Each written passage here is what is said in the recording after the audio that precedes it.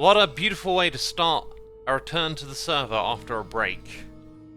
And that is to play this song, Tristram, from the Matt Ullman soundtrack. I just realised I haven't even sent out...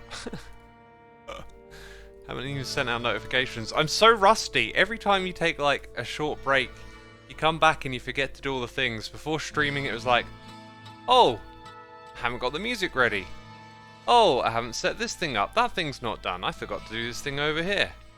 I think all the things are in place, including chat, Spokidoki, Armored Monkey, Lucro, Hero, Blender, Curls of Doom, The Cheese Eater, Winnie T. Ford, all these legends with their bananas in that chat. In that chat right there. Thank you so much for putting the bananas in the chat. And Winnie T. Ford is here for 58 months in a row. So another month down, just 2 more to Evil X. Indeed. Indeed, at 61 will become Evil Xisuma. I also see that we had 4 new Patreons sign up while I was away. Viren K. Runner, Ordained Dread 14, Agent Coulson, and Sammy Vandabori. Thank you for signing up on Patreon. I'm assuming to play on the Create server, right? And I'm probably going to end up playing Create tomorrow, I think. Is what it will potentially be. But I am trying to just do that I am inspired to do day by day at the moment. Today I was inspired to take care of some things around the house. Went shopping, got some stuff for the kitchen. Got a new television because my old one broke. And yeah, it felt good just to be focusing on simple things, which is what I'm trying to do in the month of January. Speaking of simple things, we will be creating a Nether tunnel today. That is the simple thing that we're going to do, as well as a little bit of redstone, talking about this and that. You know how it goes. Lucaro1357, thank you for 49 months. Armored Monkey, thank you for 53. We are having our 6th baby next month. Dang! What a family. That's awesome. Congratulations, my dude. Lynn _ 3 months. Admirari 13. Musa for 3 months. And Zora Spinamama for 19. Appreciate your support so much. Oh, what's that sound? X is standing still and I hear slurping noises. Yes, decaf coffee again. The slurpage is good. The Arctic Viking is here for 48 months saying, how are you, X? How am I? What a question. How am I? I don't know. I don't know how I am, but I'm managing to be okay today. Kind of in a one day at a time mindset as of late. We could really do with a beacon around here. Now, beacon bases were certainly built at certain points to help construct this tunnel, I believe. Could be mistaken, actually. I don't see any signs of them. Like, would they be high up? Would they be down low? Maybe it was the other direction that we built some. So if I want to speed this up with a beacon, I mean, we are well underground, and then we've got to come up here and clear all of that, which isn't too much of a pain. But we got lava right above our face. Seems like just over in this corner might be a good spot. In fact, this is kind of where we're building, right? Come down to here. Go up. You just want to look for a space that means you don't have to do loads of digging, and you don't have to have loads of lava around you. Potentially we could just go up here, although then we've got magma cubes around us. Then dig up into that space. How do we get there? So much to do! I just need to drink, you know, this coffee, really. That's what I need to do. Grey Cat Crossing is here for 2 months, saying good to see you again this fresh year. Brand new year, 2023. All the peeps are talking about it. Apparently the stream music is a bit loud. It's probably my microphone that's a little on the quiet side. Let's adjust it a little bit. The Arctic Viking says, as many Ender people I know lately, in some cases winter depression, Anders are overworked. What does Anders mean? And overstressed after the pandemic. I think something wintry might have something to do with how I feel. When I woke up today, it was early and dark, and I just did not want to start my routine, so I didn't. I laid in bed watching The Next Generation and playing a game on my laptop. And then by the time the sunlight came round, felt pretty good about getting out of bed. You know? Hero Blender, for 6 months, how are the Alps? Absolutely incredible. We'll definitely talk about that at some point today. Yellow Harold is here for 81 months. Good to see you again, Xisuma. Good to see you as always, Harold. Xida, we read that one. Did I get Mimi in here? Mimi1 7032001. Thank you for 15 months. Xida, I'll read it again. Thank you for 3 months. Just because I think I skipped one. Culls of Doom, 19 months. The hardest part of learning something new is not embracing the new ideas, but letting go of the old ones. Todd Rose. That I need to write down, because that is exactly what I've been thinking as of late. I've been trying to make adjustments and changes, and not only in my environment but in myself. You know, it's really not a long direction that way, but it is this way, so maybe putting a beacon over here might help.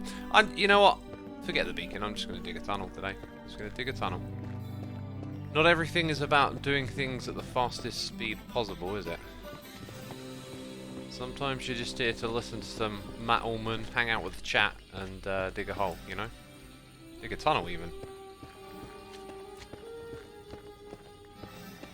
Yeah, so I'm trying to like reprogram the way my brain thinks at the moment.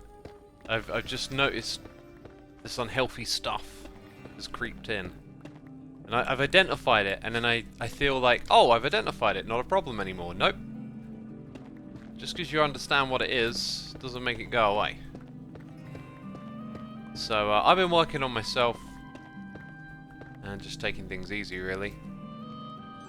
Kasperi, thank you for 5 months of support. Happy New Year. Welcome back. Hope you had a good break. Unfortunately, I have to sleep, so have a good stream. I hope you get some good rest, and thank you for the well wishes. Girls of Doom, thank you for gifting a sub to Taubar, the one, the only, here for 31 months. Be sure to say thanks in the chat for the gifted sub. Appreciate it. Taubar says, I was in a winter dip as well. I started to cycle again and get some fresh air and sunlight, and now I'm feeling so much better. Yeah. My mood was really high when I was outside, just walking between shops. The sun was out, and yeah, I'm gonna pay like a little more attention. Like, what time of day is this stuff like going up and down? You know, like it certainly started to feel like a winter-related thing. But you know, it's probably many things, right? It's always. Even if you can identify one thing that's a problem, doesn't mean there's only one problem.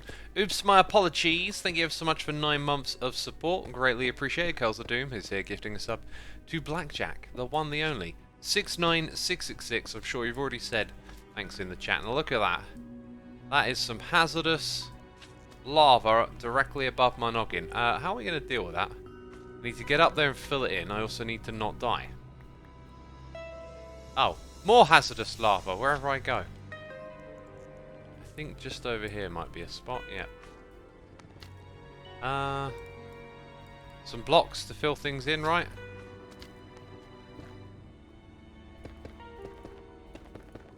Where is thou? Please do not squash on my head. That is all I ask of you. Giant blob of the sky, of the never sky.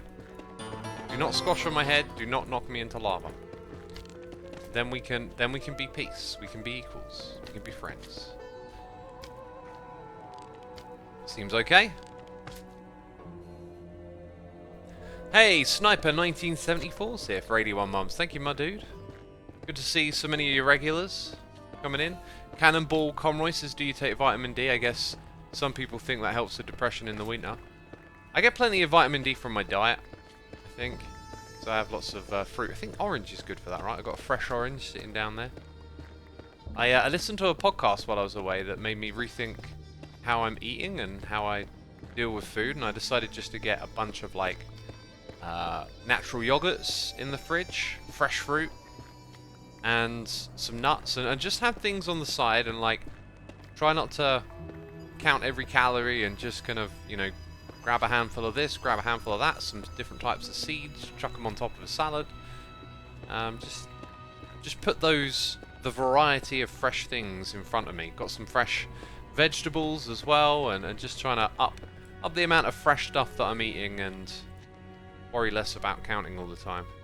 Oranges got vitamin C, salmon and some fish are supposed to have vitamin D as far as I know. If vitamin D is what you get in the oil capsules, I take those, so that'll have vitamin D. Michael Stickle is here for 73 months. Hello X, Happy New Year, or Gelukkig Nieuwjaar in Dutch. Try your best.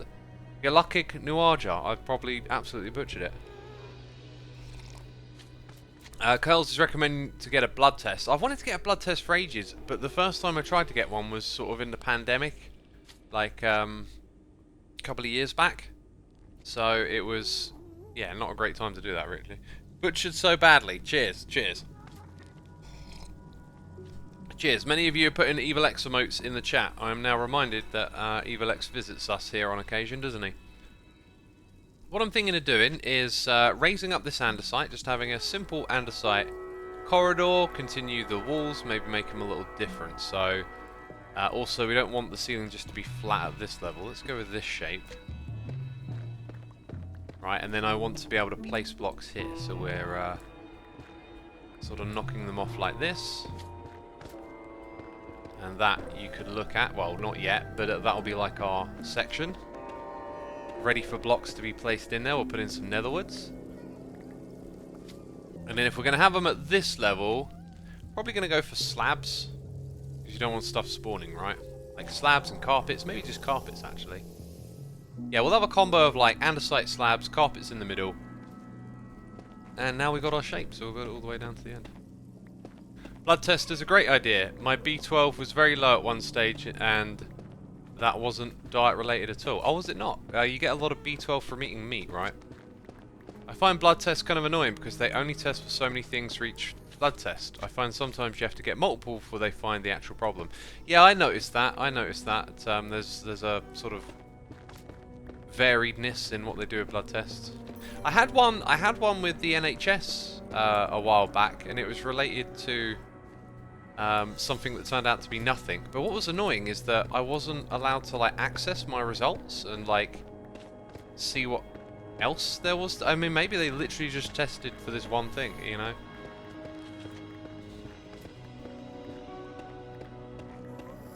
Well, I guess blood tests might go back on the old list of things to check out. I tried to do one that was like a mail service where they send you a little thing to prick your finger and you send them back the blood and they'll, you know, give you results and stuff. But that was a whole ordeal. That was terrible trying to do that. I just had a horrible time drawing the blood. It took forever and I didn't get enough blood for it to work. It was so crazy. I don't know how I've said this name in the past, but Nalaps. I've said it at least 17 times. Thank you for 17 months. Hi X. Hope you had a good time climbing some snowy mountains. Take care. Glad to see you're back. Yeah, there are so many things we've got to talk about, right? Been away for a while. Got thoughts on my mind. Some stuff is starting to like really make sense to me. And some ideas of what I need to work on is making sense, but I'm not sure if I want to articulate too much of it just yet, you know? Still kind of figuring things out. Taking it easy. I think one of the biggest takeaways for me is like, how can I put this? As a creator, like it just fills your head so much, like all the things you can create, and I'm noticing all these little distractions all the time that then put these ideas of creation in your head, and I think I just want to simplify things and maybe just enjoy more time not creating. I don't know, it's weird because there's so much you can do, right? And then it gives you this crazy anxiety, and I think that's just the way forward, is to realize that not everything you're interested in has to become a creative pursuit of sorts, right? Some things you can just do for yourself. Speaking of which, I've been playing 7 Billion Humans again. Also, Rocket Salad, or Rocket Salad? that's the type of leaf for a salad. Rocket Socket says, hey Xisuma, glad to have caught your stream today. Question for you, do you think that Hermitcraft has lost its steam in Season 9? Everyone seems like they're not super into the server right now. Well, given the meeting that we had the other day, I would not chalk it up as to not being into the server. There is a notable decline across the board in in Minecraft viewership on YouTube, and it seems to be related to how they're expanding shorts. So because a lot of stuff is driven by algorithm and shelf space, they push over one type of content for another, and it seems that Minecraft's taking a bit of a hit as they roll out shorts. So,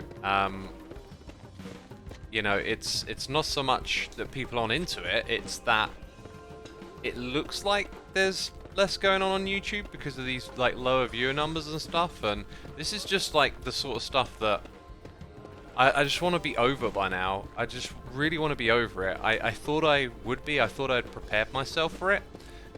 And then it happens, and you're like, oh no, look at that. I'm totally sucked into all these numbers and worrying about it. That's not what I wanted to do.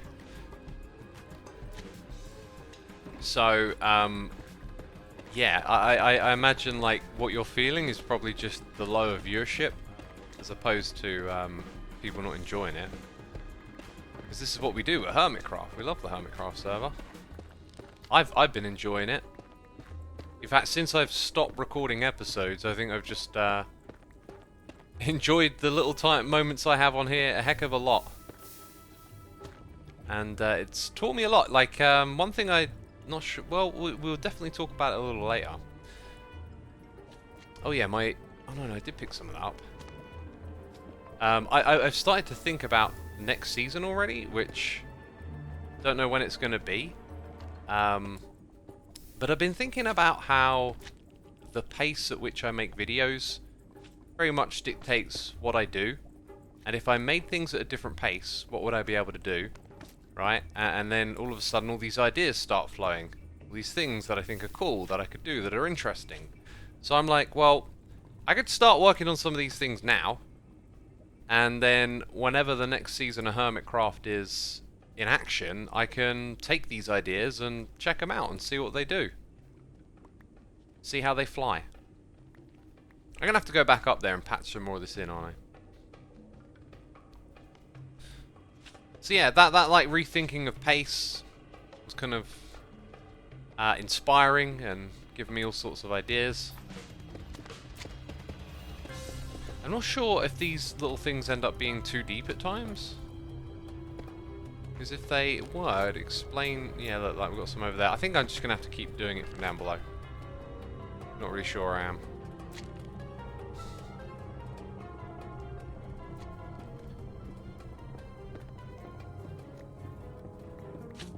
Wow, I feel like we went on 3 or 4 different tangents there. I was gonna talk about one thing, then we started talking about another and another. That's just a typical stream though, isn't it? I hope the season runs for a few months still. I think it's more than a few months. Like, we only recently kind of hit the end game, right? So now we get to do all the fun end game stuff. With TCG just being finished and decked out too, not even being there, a quick end would suck, says Jolkip. I always find it frustrating when the end starts getting discussed. Oh look, I overdid it on this side. Huh. Because it always just seems too soon. And the only time we really did a short season was season 8, right? And no one liked that. Like, I think we all kind of learned, nope, long seasons are kind of just the Hermitcraft way.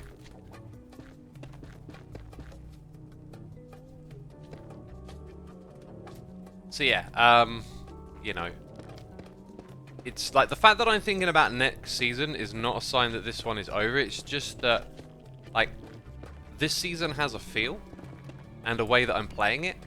And in each season I try to do things different. And I think for a couple of seasons now, maybe I haven't done that. And it's because of the pace at which I put out videos. And I'm going to change that in the future.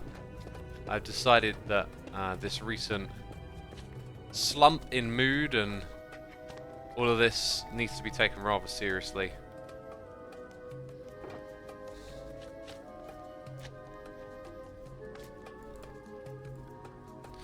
Right, hey, I have managed to ignore a bunch of noises in the ear because I've just been engrossed in what I'm saying again. Michael Stickle is here gifting subs. Thank you so much. 3 of them. Astache, Comet Dust Fire, Northern Philly. Y'all been gifted subs. Be sure to say thanks in that chat. I apologise for being late. We've got Curls of Doom gifting a sub to Leonard M54 for 70 months. Thank you again for another one, Curls. We should really get that animation up on the screen. And Veen23 is here for 5 months. Appreciate ya. Joe Dragon is here. Tier 3 for 3 months. I literally, as I said the first 3, I was like, no, it's 33. But I said 3 months. I saved it. I saved it. Hellos. I get to have a lot of fun. For now, it's time for my vacation. Maybe I'll be able to catch some streams for a bit. Y'all have a lovely day. Well, my plan is to stream over the next week while I can. However, if I don't feel like I'm in the mood, I won't. Because usually I'm like, no, Xisuma, gotta grind, gotta hit those goals, stream every day. Rah. No. And we'll be streaming Hermitcraft if I feel like it, Create Mod if I feel like it, possibly 7 Billion Humans, I had this idea a little earlier, and possibly a puzzle game. Those are kind of like on the cards.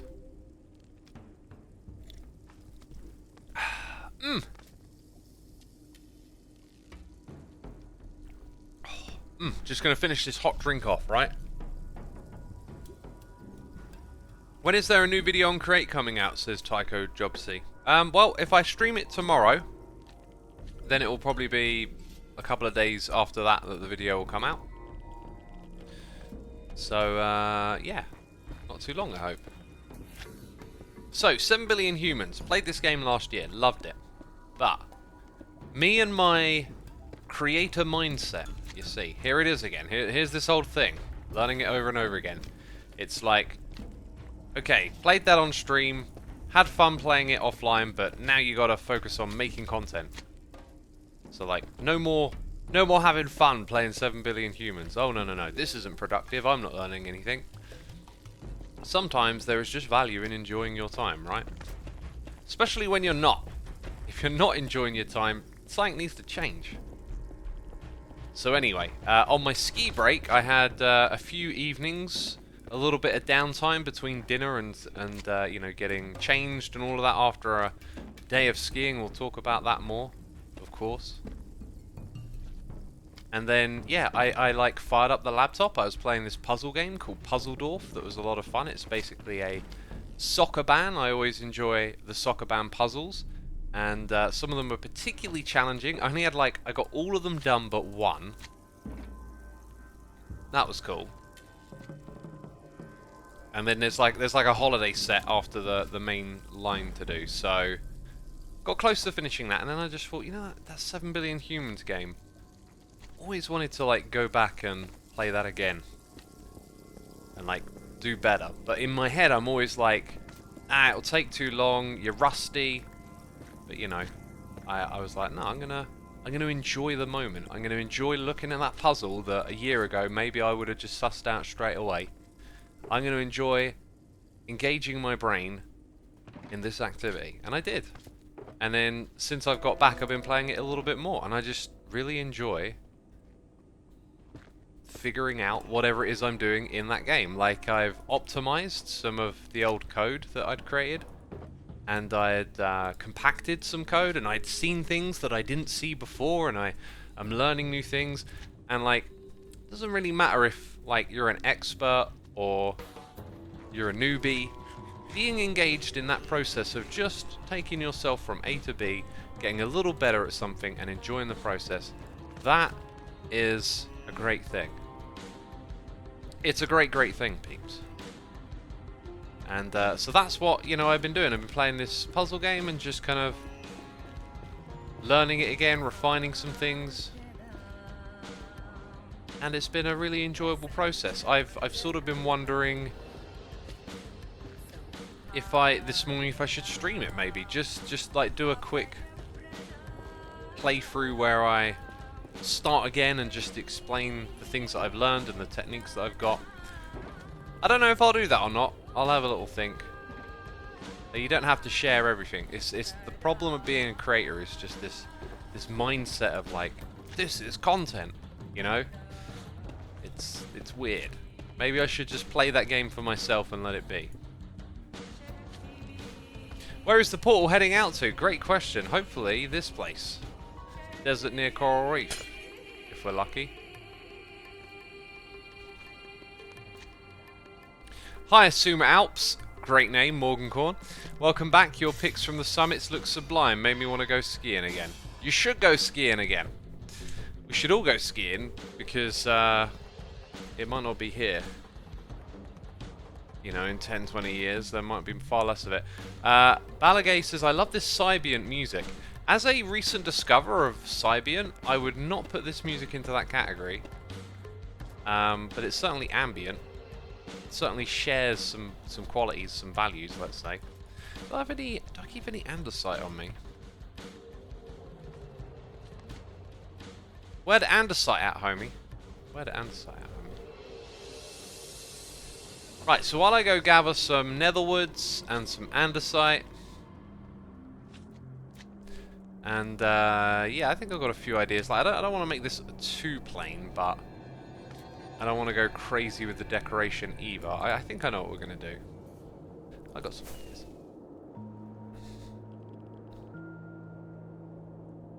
Let's talk skiing.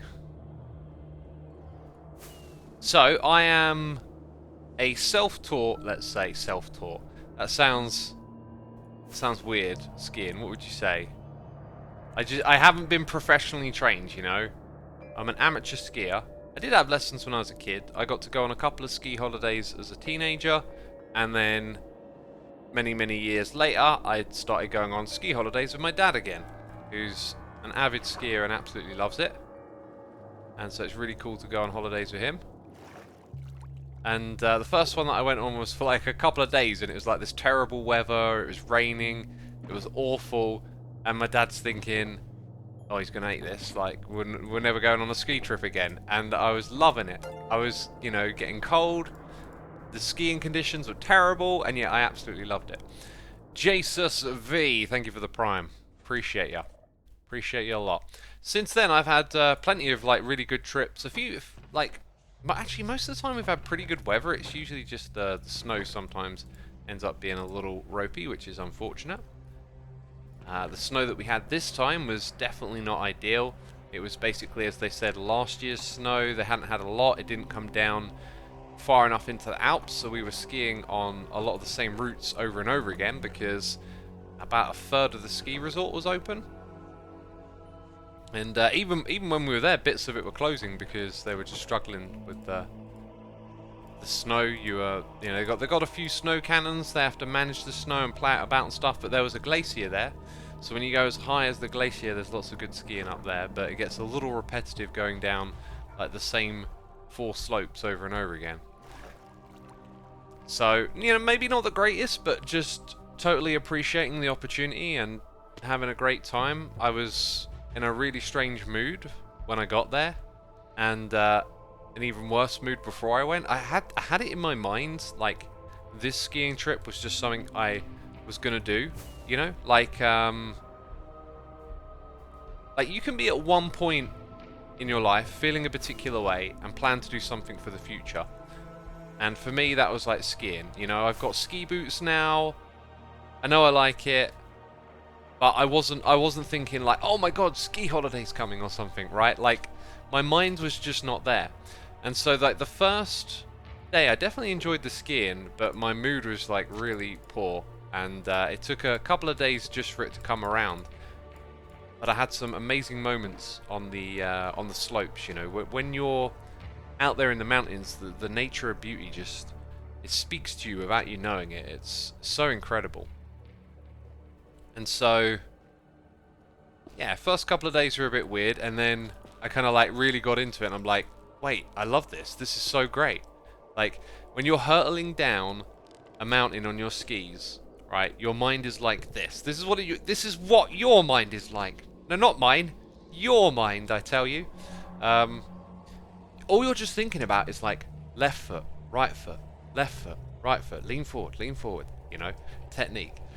And like, all this wind's blasting at you, you're feeling all this sensation around you, and the mountains are now moving because you're going down, and you don't have any space to think about much else other than what you're doing in that moment, which is skiing.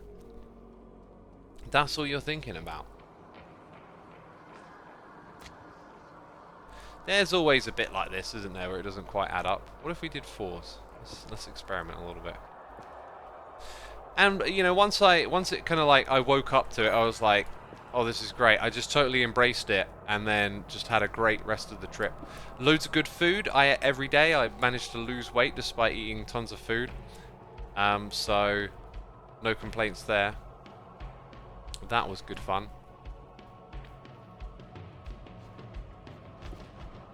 What did I have? Tartiflette or something?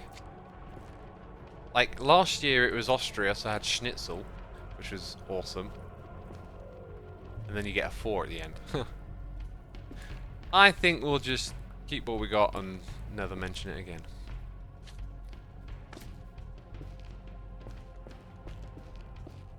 Chimpo is here for 9 months. Hope everyone had a fantastic day. Thank you, my dude. Yeah, I hope everyone has a great day, of course. Of course. Sending you all well wishes. For this new year, a new set of challenges. Egypt. Here for 7 months. What is up, X? What is up? Just chilling, hanging out, doing the Minecraft, and doing the waffle. You know how I roll. Let's throw this box down some. We should really put them just out here, so they're not where I'm building. Maffle12, thank you ever so much for your subscription as well, appreciate it. Skyfighter says, I'd love to try and play in the snow, we just don't have snow here. There is only like one mountain with snow, most of the country is at sea level and moderate climates. Yeah, you gotta travel abroad to ski, depending on where you're at, that's what I have to do, go abroad, get in a plane. Which is all good fun, really. I'm gonna play some like this, actually. So yeah, it's funny, like the beginning of the trip was sort of just, I was in a bad place, and then at the end of it I came away feeling really good, lots of good memories, and just had a great time. Got to go inside of a glacier. Now you can actually see that on my channel, because I shared some pictures on the community page for all of you to go check out if you want to. Actually, I don't think I've shared those ones yet. I think they come out this evening. Like, I scheduled them, right? So, some of the remarkable moments. One was going inside a glacier. And in there were ice sculptings. Sculptings? Am I saying that right? Of dinosaurs. So you got to walk around and see a few of these different sculptings. And they basically carved it into the ice of the glacier. On top of it were some really cool slopes. There was like this area that wasn't actually open, but people just went on it. And you could do some really great skiing along there. Some of the fastest I did in those spots. Lots of the blacks were closed. Have you played Factorio recently, says Toxic Melon. You see, playing 7 billion humans again has got me thinking if I could do that. And I don't know what the answer is. I think I'm more inclined to play games that give you a steady sense of progress by completing levels, just so I can kind of manage how I play my time a little better, I think. Like, I was thinking Infinifactory would just be a great one to just start over again and just do all of that, because it was so much fun, right? So that might be one I play, but I'm just going to focus on how far can I get with 7 billion humans. You see, I managed to ace all of the green levels, right? There were ones that I just couldn't figure out before. How do you do that? How do you do it like that? How do you get this, you know, make it run this fast, or get this code efficiency? Well, I've done all the green ones, and now I'm starting to do the blue ones too, so really good stuff.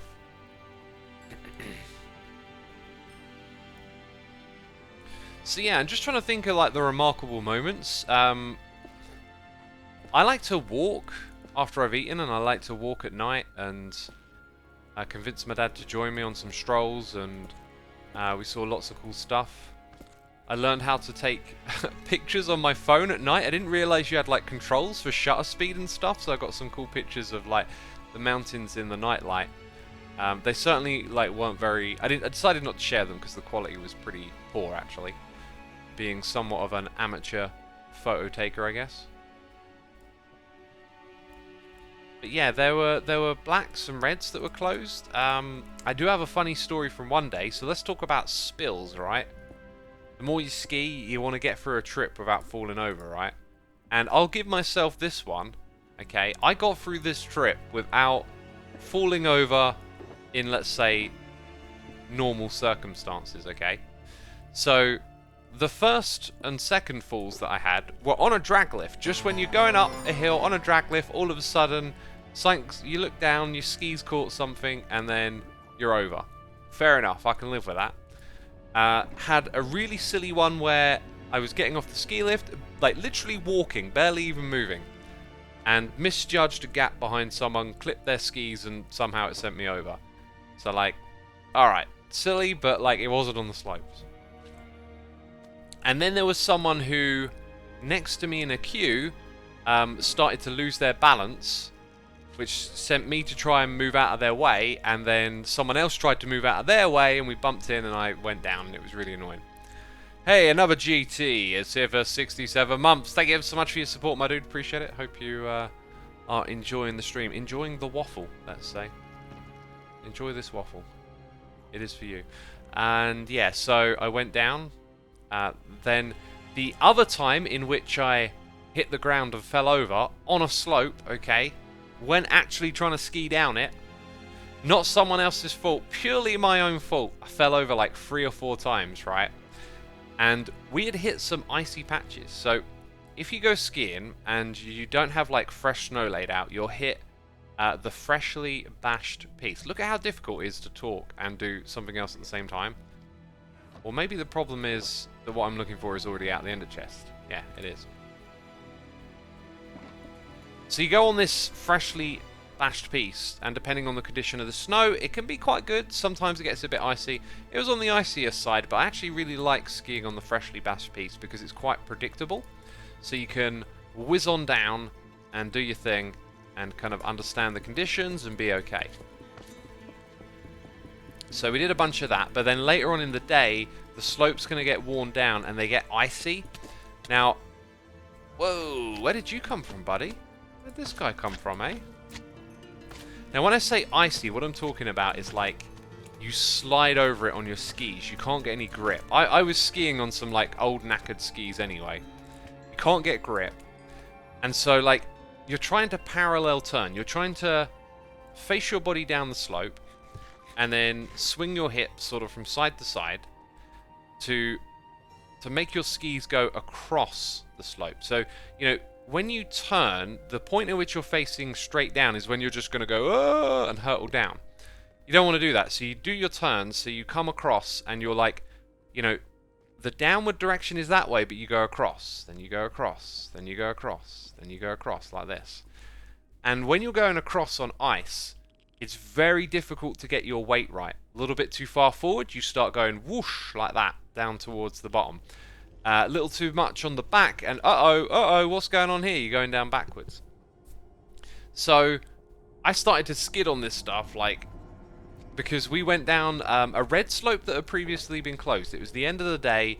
We were trying to avoid the crowds getting off the slopes. We're like, let's go on this red one and see if we can, you know, if we can just, you know, get down this slope and get away from other people.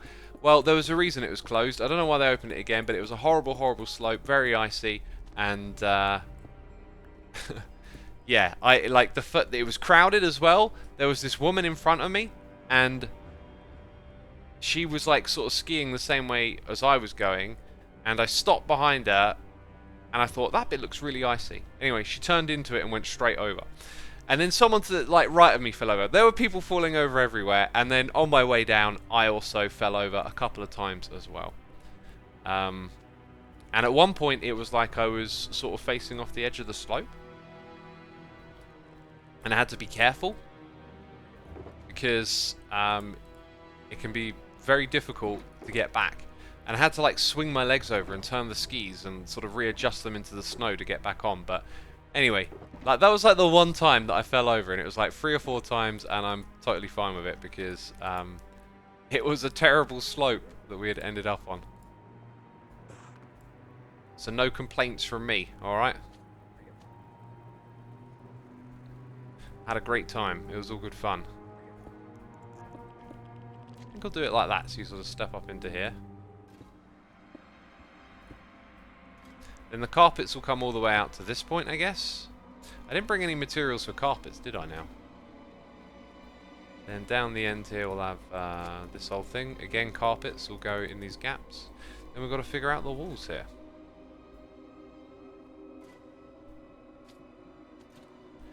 So, sorry, you're not advertising skiing, right? Well, that all sounds pretty scary to me, says Carls of Doom. Well, let me put it like this. Okay. Not all slopes are steep. Some are gentle. I was going on a red. If you were new to skiing, you would not go on a red in your first week. Maybe not even in your first couple of trips. It takes time. It's a sport that has a sort of low adoption rate. Like, most people that try it don't return.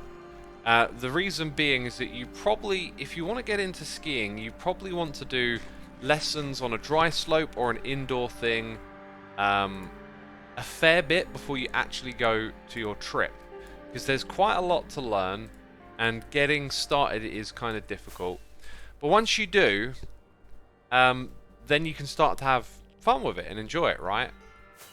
And then you get better and better. But it's just got that steep beginning. So you wouldn't go onto a steep slope, right, to begin with. You wouldn't go onto a red. You'd be on a green. You'd be in the learning nursery area, and just taking it, you know, one move at a time. On some decent snow, you know. I'm talking about the difficult bits, right? Penelope Sky says, I've done a double black by accident, and that was terrifying. Oh, yeah. I've turned up on some slopes, not a double black, but like a slope where you're like, this is gonna be tough, you know? This is gonna be tough. And, God, double black, though. For me, on the last trip I went on, there were some decent blacks to go down. And, they were nice and wide, but, you know, like, definitely steep and definitely challenging. Let's use up some of this black carpet. I think that's what we'll put in our tunnel. That should be more than enough, really. So yeah, there were just like one or two moments really on this trip where I went down some slopes that were like definitely challenging. In fact, I went down one that was icy and decided to go down it again to try and embrace the ice a little bit more. Like, I'm always trying to resist it, then you're sliding on it, it feels risky. I was like, can I go down this and just go faster? And yeah, I absolutely hurtled it down. The thing is like, with skiing, the downwards descent, it does end. So as you get better and you get more confident and you get closer to the bottom, you kind of know, oh, I can go fast now, and then I'll have all this space left over to slow down. And I find that when you hit those moments, you like learn a lot, because you keep learning to embrace the speed and get more comfortable with it, like from a greater distance. And for me, this red that I did that was icy, where it was like it's going to be awkward to ski down and whatnot, but if you bomb it down, then you'll sort of go straight over the ice and not have to worry about it. That was quite a challenge for me, and I'm happy I did that. I felt like a bit of a level up. So the trails are color-coded, says Skyfire. Yep, you have green, then blue, then red, then black, and sometimes double black and double black diamond. It depends on where you go, but green, blue, red tends to be it. I've never been to like a place that adds in extra colors or does something different. It's just when you get to the black, some parks leave it at that, some also add in like doubles and diamonds and all of this. Not to say you're wrong, but most people I've gone skiing with have managed to go blue or red within their first week. That has, of course, been with an instructor in the first few days, but I'd hope any newbie has some more experienced teach to them. You know what, Harold, you may have way more insight than me. I'm just sort of going... In fact, yeah, now that I think about it, like, when I first went, I probably went on blues. Mate, it definitely didn't go on a red for like a few trips. And I think it, like, when I started skiing again a few years back, I didn't go on a red on the first trip. But now, you're probably right. You probably can get out on the blue. The main thing I would say, though, is just what you don't want to do. You don't want to go out there a total newbie and get stuck on like ski school day one. If you go out there like zero experience, you're just going to get bogged down in some really slow ski schools. You want to go out there with like a basic understanding, so when you do the ski school stuff, you can actually just go out and ski, right? Like if you go out there with zero knowledge, they're going to show you how to do up your ski boots and stuff like that. You're not going to get anywhere. So if you just get as much experience on the dry slopes and stuff before you go, it kind of pays dividends. If you know what I mean, like you'll get way more skiing in. But yeah, you're right. I sort of overthinking it a bit, I reckon. Ice Pick is here for 19 months. Glad to see you back on Twitch. Hope you enjoyed your holiday. I had a fantastic time. I hope to go again this year. Later in the season, kind of just depends on snapshots. Really, snapshots is like you know, the bread and butter of my channel. Really, it's the one thing I am committed to keeping up, and so depending on this next snapshot cycle, you know, if it ends sort of early or you know, we get into a bit of a dull stage, I might nip away for a week and try and squeeze in one more before the year's out.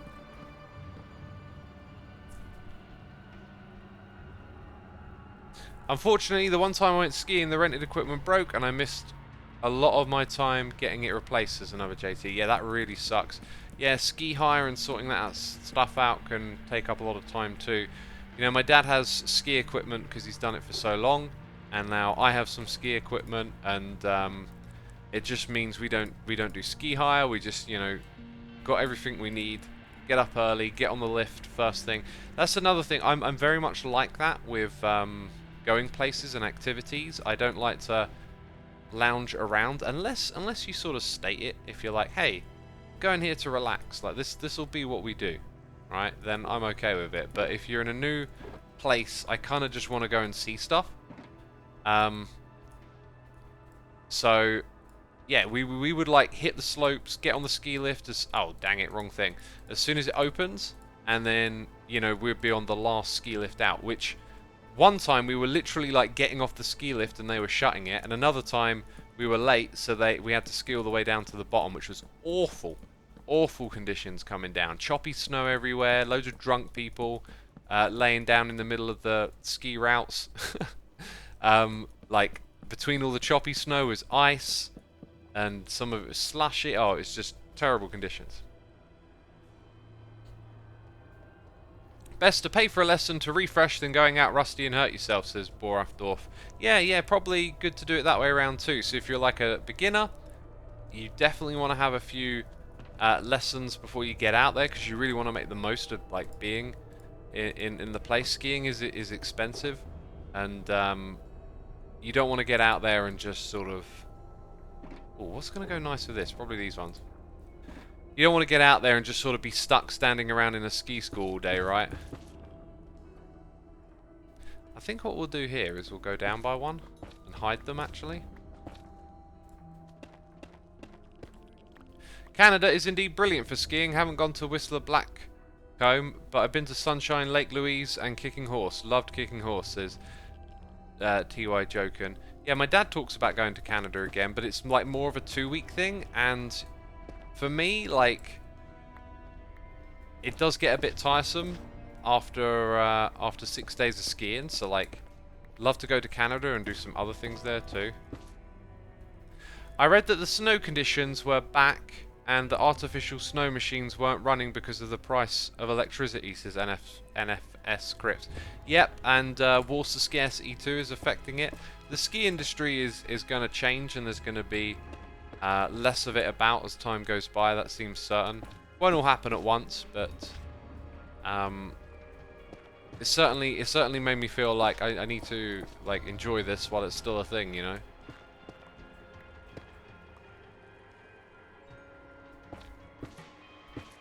Whistler is beautiful. Had a great time skiing there, says Just a Changeling.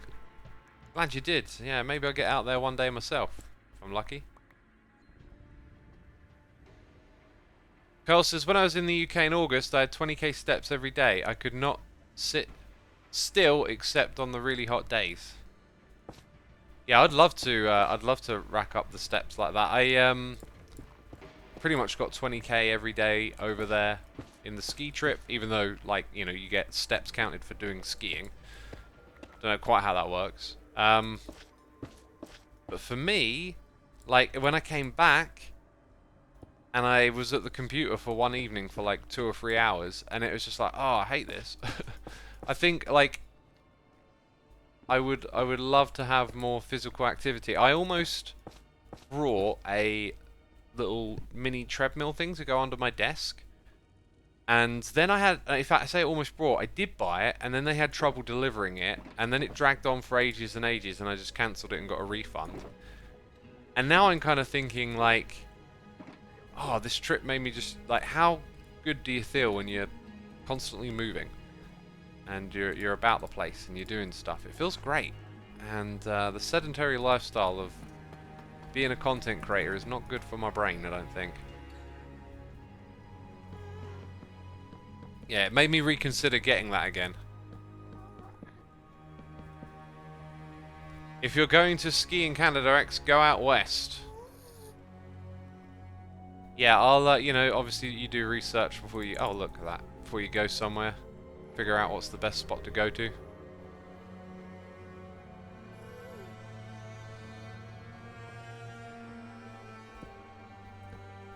Yeah, I think as I reevaluate how I spend my time and whatnot, I'm hoping I can get more exercise in. That's really something I need to do.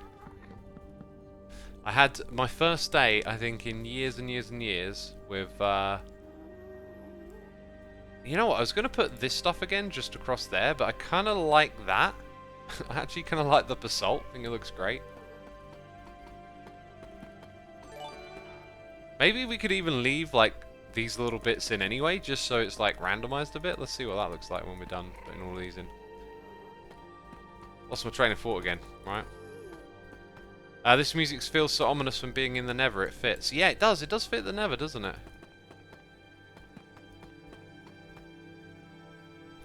Definitely fits the Nether.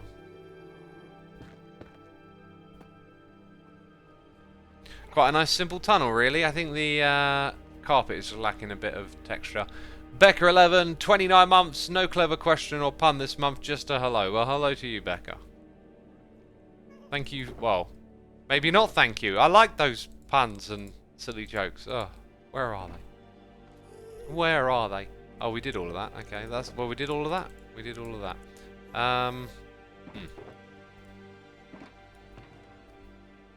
Put them in here.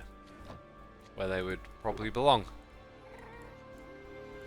Yeah, let's just, let me just run my head over the skiing thing one more time. I guess food was another component of it. Like, the place we stayed at ran a buffet. Well, what am I saying, a buffet? Like, you'd have breakfast buffet. So, eggs and bacon and cheese and peaches and all sorts of cool stuff every morning. Big breakfast most of the time. On the slopes, I had the tartuffe, which was really good. Had that a couple of times. Had a blueberry pie, a slice of blueberry pie that was just brilliant. Absolutely loved it. Wanted to get a second slice, but I had to settle for a raspberry pie. That was gorgeous. What was the other thing? Pizza. Got a really good pizza one day. Now, me and pizza, takeaway pizza, I'm starting to think most of them are naff. I prefer like homemade pizza, and Asda Pizza's got kind of like a bit of a homemade vibe. But out there on the slopes, it's like that light pizza. You know the difference between a place like Prezzo or Pizza Express and a Pizza Hut or a Domino's, right? Like that sort of fresh ingredient stuff where not every pizza tastes the same because it's not all designed to taste the same wherever it goes, like a Pizza Hut would, right? That means all of those like additives and extra ingredients are missing. That's a proper pizza. And I had one out on the slopes. It was massive. That was great. Had loads of interesting food in the evening because when you were served your evening meal, it was a buffet, and you'd see all the stuff out there. You'd pick a little bit of everything. Loads of interesting things to eat. And then when stuff ran out, they would bring out totally different dishes. It wasn't like they would replenish any of it. They'd just bring out something else. And so you go back up and be like, oh, what's this?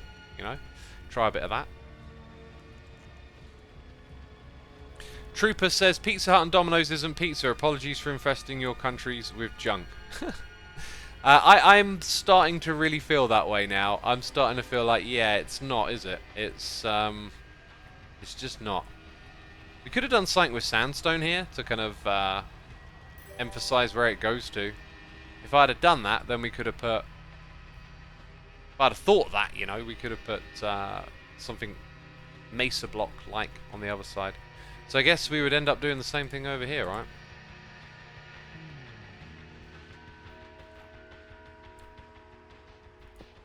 Yeah, so one of the things that they brought out was pizza, right? And it was like this deep pan looking pants thing. I'd seen it there before, but everyone kept grabbing it.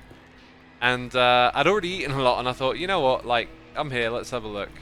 And it was absolutely gorgeous. It was like a deep pan one that had been cooked through all that extra bread at the bottom. Had soaked up all of the tomato, and it was just gorgeous. Totally worth it. And yeah, they just brought out lots of interesting dishes. Had some pastas, some gnocchi, had like a really massive sausage with a couple of potatoes next to it. They were like very small little dishes. So you'd start off with the buffet, then you'd have a choice of two courses where you get to pick out of a few different options, right? And then dessert, which I didn't eat every night, but some of it was really good, some of it not so much. I enjoy that. I really enjoyed that. Just sort of eating freely, not calorie counting. Been busy all day, so you're not actually overeating, but you feel like you're stuffing yourself. It's great. Really good. This guy was born to eat. You can hear in his tone how much he loves to try different foods. Oh, I do. I do. The only thing I didn't try was oysters. They would have oysters out, like with all sorts of weird garnish on them, and I don't know. I think I should have. But something about them just made me think, nah. But yeah, I absolutely love food. Y'all know that. I waffle about it too much.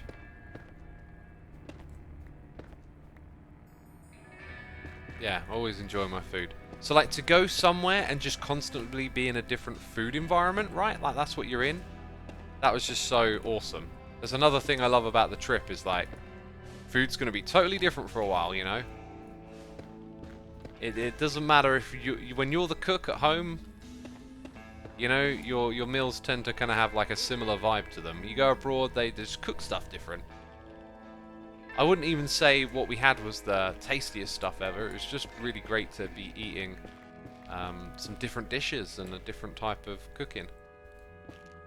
Like they would bring out these trays of weird stuff like celery that had been cooked in the oven and coated with I don't know, all sorts of seasoning and stuff. And I wouldn't rave about it. I wouldn't be like, this is the best thing ever. I just loved that it was different, you know? Especially when oysters have all the fixings on them. I don't know what you mean by all the fixings, but hey, they were oysters.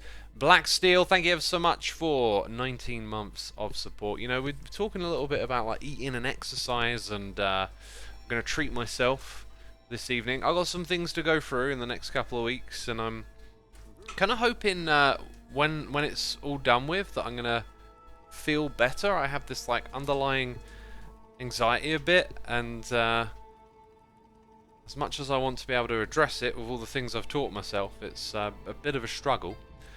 And I'm just starting to think like you know, let's get past this. So I'm gonna have a bit of a treat myself, eat some food, you know, not the healthiest stuff this evening.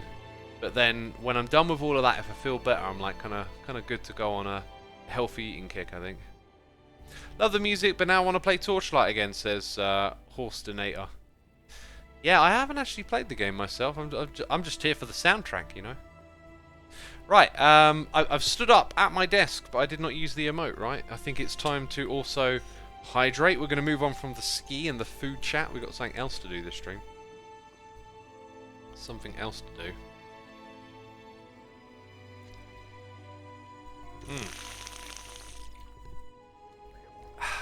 No, I pressed the wrong button. How does that mean I got to press the dirt button? Oh, you're getting all the animation. What's that little baby Xisuma doing derps? God damn it. I pressed the wrong button. Well, extra animations for you. Mmm. Oh. Ooh. That's some good water. Nothing like some water, right? Now that's the correct emote. Mmm. Look at those derp faces in chat. God. They love it. Right, we'll take a break from this project to do something a little different for the next part of the stream. We, my friends, are going to just pop into a redstone world for a bit. I created a new document and put all my redstone ideas in. One of the things I think I want to do moving forward is probably create like a new redstone world.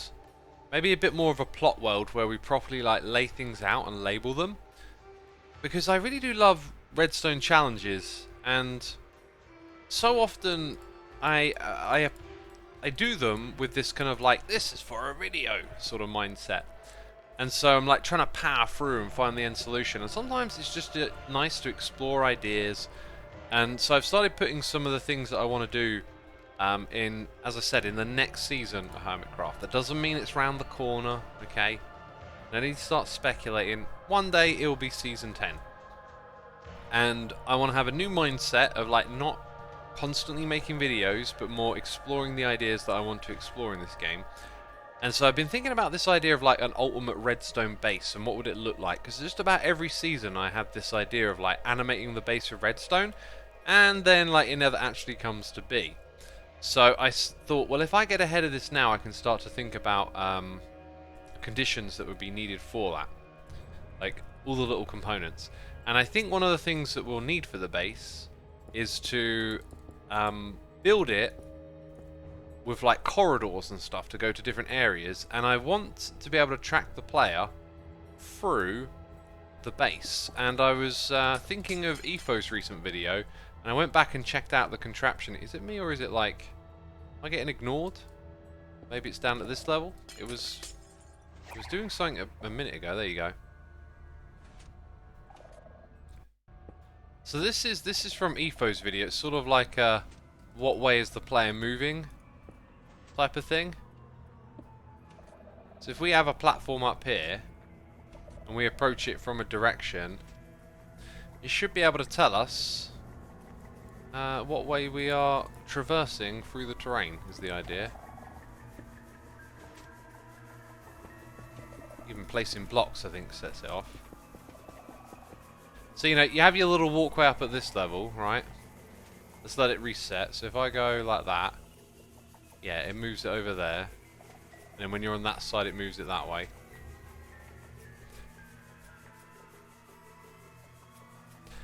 If you like stop and mess about in these corridors, it's going to be a bit of a pain.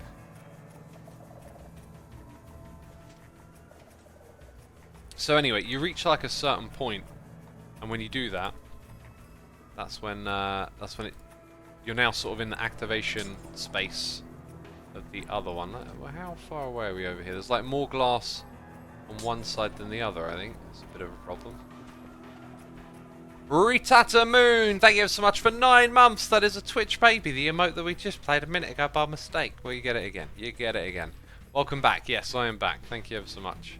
So if I walk from here to there, our signal goes onto this side, and if I walk from here to there, it's on the other side.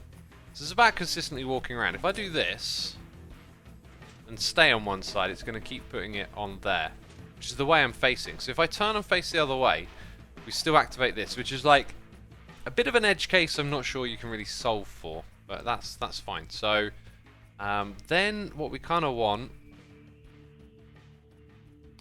I think, is just a steady signal that comes up on redstone to like a redstone door. So I haven't built a redstone door in I don't know how long, and there's loads of different designs out there, and I might look into some that can get hooked up.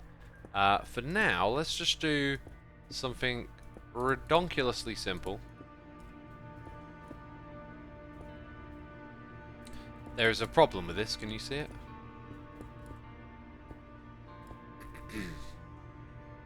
I'd also like to get this to work with like a nice animation, but we might have to give up that luxury.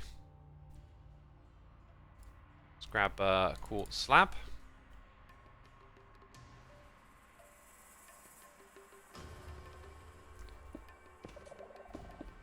So yeah, signal can come in there.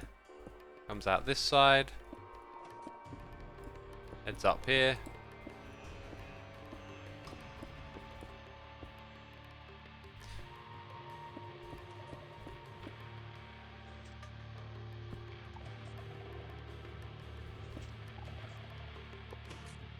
So yeah, those two are out, and then maybe we can even do this a little different than in the past. Because now that I think about it, you can now put the redstone directly over the top of a piston.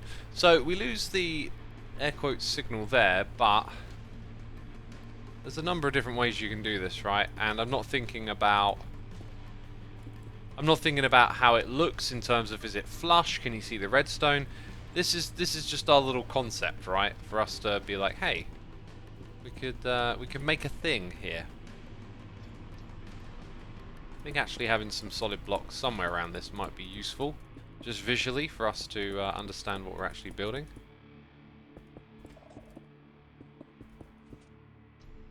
Okay, so now what we need to do is have a signal come up to here.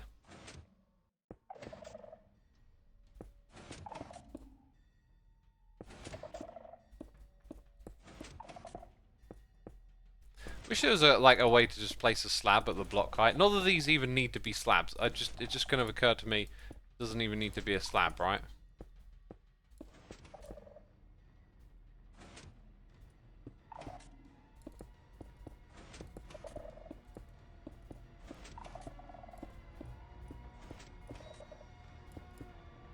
Right, so then we put the redstone signal over to here. So now we want to imagine that our player comes this direction. Yeah, so we need to invert something.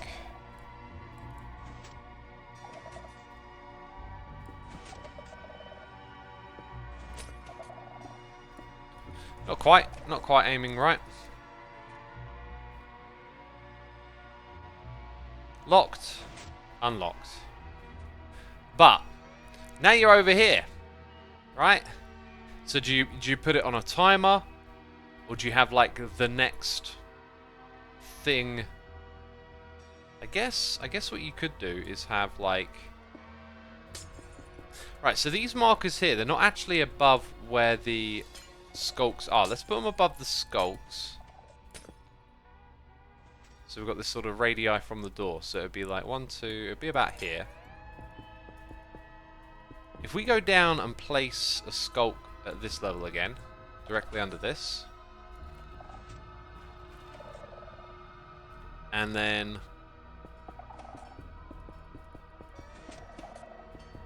has a bit of redstone like that. Okay, so door's locked. Here I am going through. Now I think the problem there is that you probably just need a delay.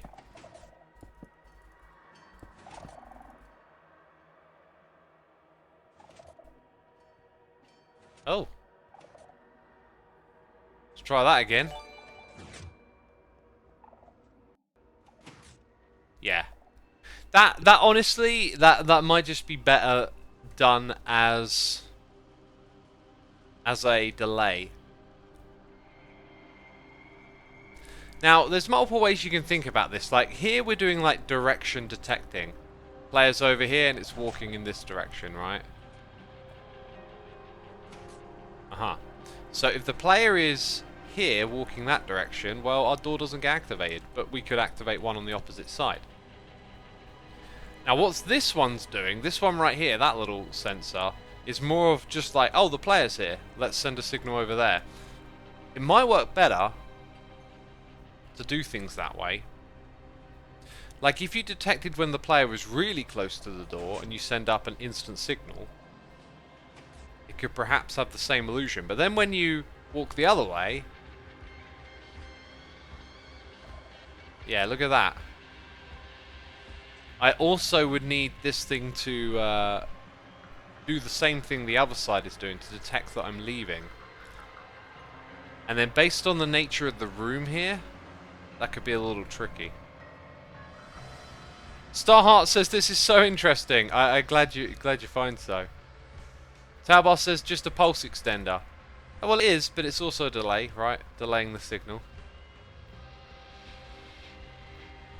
So I'm kind of thinking, like, what is the way in which we detect a player moving around that makes sense? You're probably always going to be able to break these sorts of things, but what is the optimal way to do it? Like, you could just have it like, oh look, the player's next to this door, let's open it, regardless of what their direction they've gone in, which is not what that thing does. It stops. It actually closes. There's another thing, right? We're doing like open. And it would stay open, and if I'm going over here now, it stays open. So that's probably more of a reason to not do it this way. I think you got to do it on a delay, right? And it's the only problem then is like, what happens when you approach this way, right? So we'd have to design the base so that the player moves through corridors that channel them into being detected by the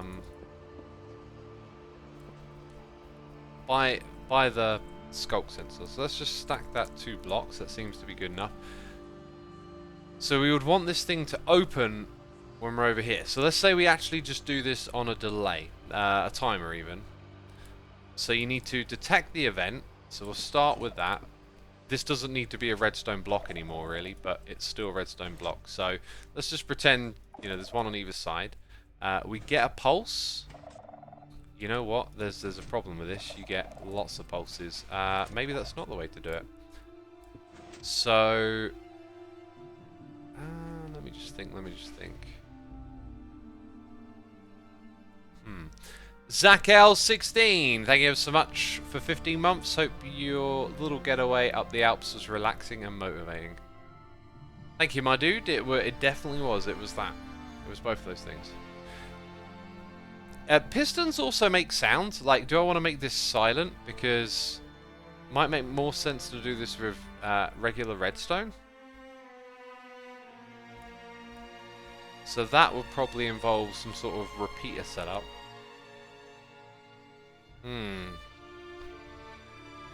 Quite a few things to do. So, by getting rid of the pistons, we will have less sound.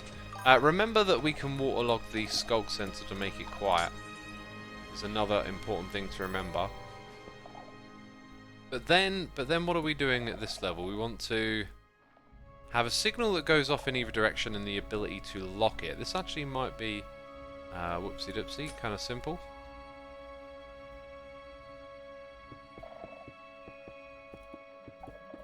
So you want that for the output, except that would be that.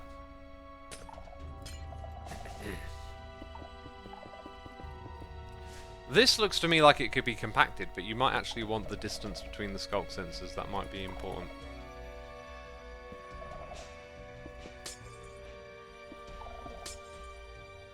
Okay, so let's say I go this way. Both of them activated. That does actually make a lot of sense.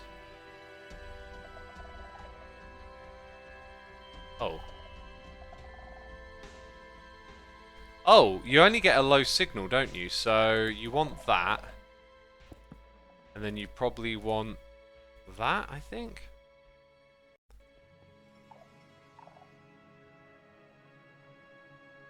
and then after it, what, it locked it.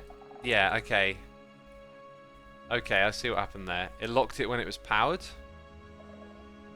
That's better. Now it doesn't lock it when it's powered. Except it's still got a little bit at the end. Uh-oh. In that case... Oh, this is tricky stuff. Cybot says, I think the directional system is better suited for lights. For a door, I would use one sculk sensor next to the door, similar to how a pressure plate behaves. Also remember to use the wall. Cybot, I'm not sure if I understood what you were saying 100%, but it made something click in my head the way you said it. So you probably did say this, but That's okay. Let's think about the door rather than the directional detecting. I didn't plan on doing anything with lights, but that is interesting.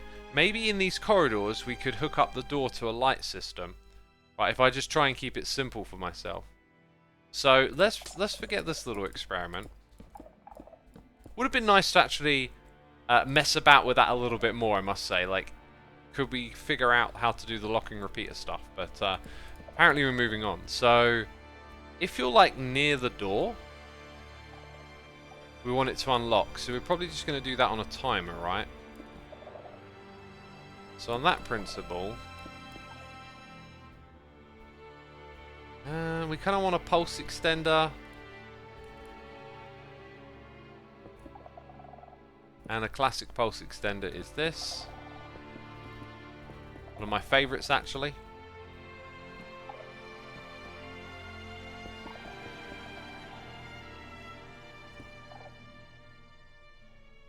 Uh-huh. You love to see it, don't you? That pulse is getting all the extension. I want some of that. Is it much quicker if you take it down like this? I forget.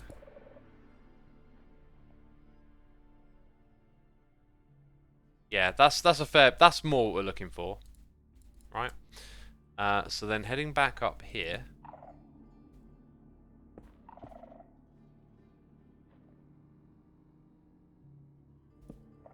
I think we just want something simple like this.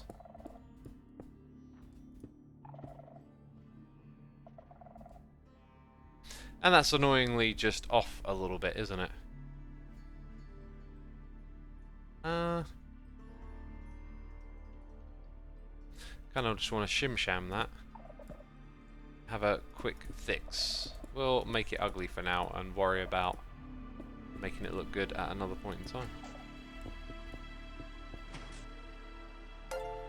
So now the dealio is... wow, we need to change the wiring is what the dealio is. Yeah, there you go.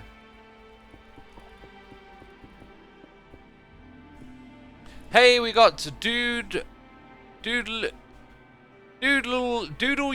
with the Prime. I'll probably absolutely butcher. Hey, I've been zoned out in the redstone, missing noises. Ryan, RD Bloomfield Photolic, thank you for 13 months. And Ruffy32 for 2 months saying, can't believe it's been 2 months already. Love your waffles, X, and hope the time away helped cleared your head a bit. Take care of yourself, alright? Dunno what we'd do without you. Thank you for the lovely message. I do indeed need to take better care of myself, it would seem. Hey, and look at that. The walk time is terrific. And then the close time is probably a bit over the top. Here's the other thing, though. If I turn around and walk to it, right, and then I'm like, oh, actually, no, I want to go this way again, it'll stay open. It will stay open. So it also has technically slightly different decay based on where it like starts and ends. So let's try and make this a little more optimal, which I don't think is too difficult, because by moving it away we're sort of changing the signal strength, right? So it arrives a little later, essentially, which reduces its time.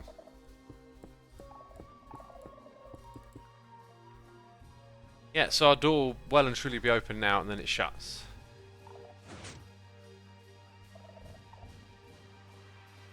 And I'm not sure I can do too much to make the timing much better, other than maybe make the skulk sensors further away so you're not like right on top of it as you arrive. So the distance from the door is what's going to do that, I guess. And then you just design the corridor so you're actually walking into it, right? Like if I'm like here, yeah, I don't want that. I don't want that basically. I wonder if we can get this one block lower and working. I seem to remember it working when it was lower the first time I messed around with it.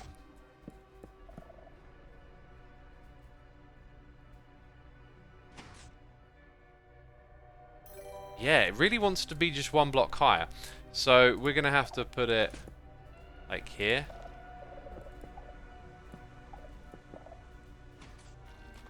And then that means those are there. So again, the signal... it lasts a bit longer than we would like. Now what activated it that time?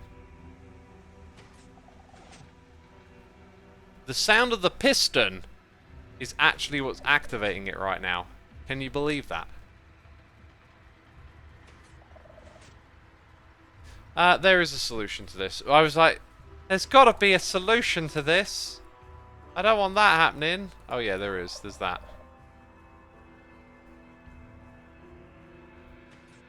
Cool.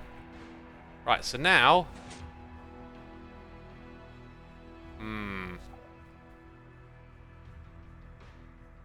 I'm starting to wonder, if you think of this thing as having a spherical... Oh wait, look, they're different on either side. Well done, me. If you think of them as having a spherical distance... You know, timing is going to be rough on this thing. I'm trying to, like, optimize this a little bit. If we think about it having a spherical distance... It puts us closest to the middle, so the thing is on for longer. But let's say we only had one and it was here. Also, what is the signal strength for that? It's really low.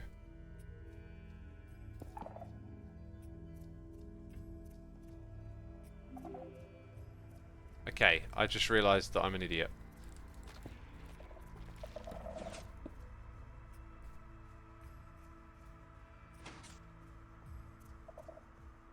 Yeah, okay, so the signal strength is pants. We've established that.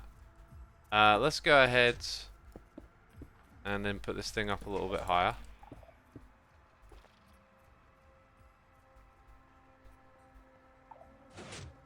Yeah, you kind of bump into the door, which is not what you want. But when I'm back here, look. Nothing. Yeah, you kind of got into this space again to activate it. And then if I put it one higher up, it's probably going to be more like this, right? And give us that extra block of time. Just wish there was a way this could be a little bit more instant. I think there is actually. If I do that, that might make it a little... Oh, wait. Wait. That doesn't make no sense.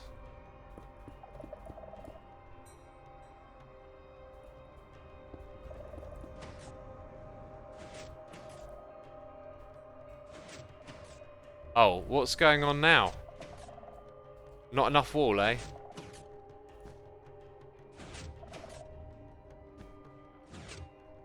There we go. I might block it from me. No. Wait, what happened? Oh, I see an issue.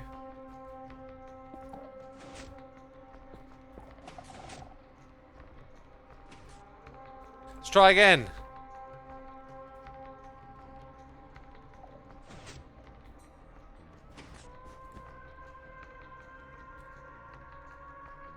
Oh, you know what? Now it's an AND gate, so like, basically. Well, it's still fixable.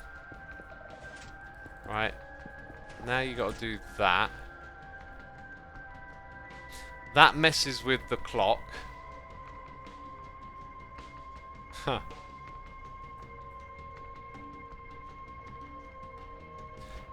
I'm making a right mess of this. Let's take it back a step. I'm not sure there's an easy way to change that up then. Right. Just trying to, you know, gain a slight advantage, but it's not working. Wow, I am really... My brain is slowing down all of a sudden. Not sharp. Right, let's go.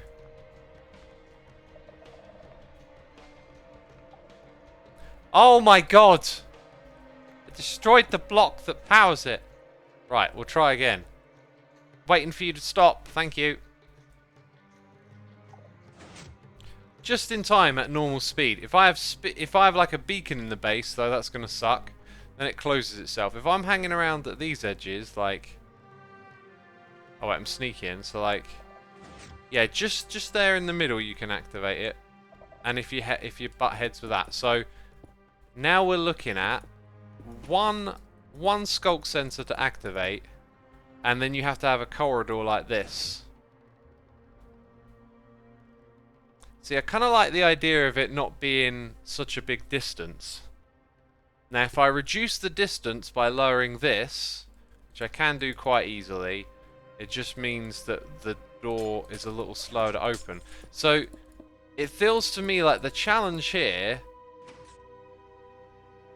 is the distance now. Before, we could detect a player walking through the corridor, and it didn't really matter how far away the door was because we knew what way they were walking. But we've decided, oh, actually, we want this thing to just open based on a player being nearby. So now the distance is this bit here. So we're going to have like less corridors with 2 doors at each end, and more of this kind of... Unless we make the corridors nice and long, right? Like, you're going to have this kind of thing, and the timing isn't quite great. So Taubar says, what do you want actually? I want an experience that feels good, right? That's why we're exploring the different ways of doing it. If this opened like now, like that, bam, that'd be terrific. If I could get it to open real quick as you approach. The problem is, the further away the Skulk Center detects you, you get it opening like. Oh, let me explain. The higher that is up, the further away it will detect me, and then you have that nicer sense of like the door opening before you get to it. But then you need to create a longer corridor.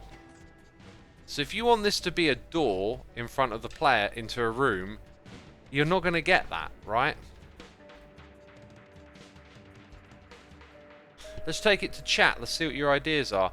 The Wheelo LP says, can you bring the sensor much closer?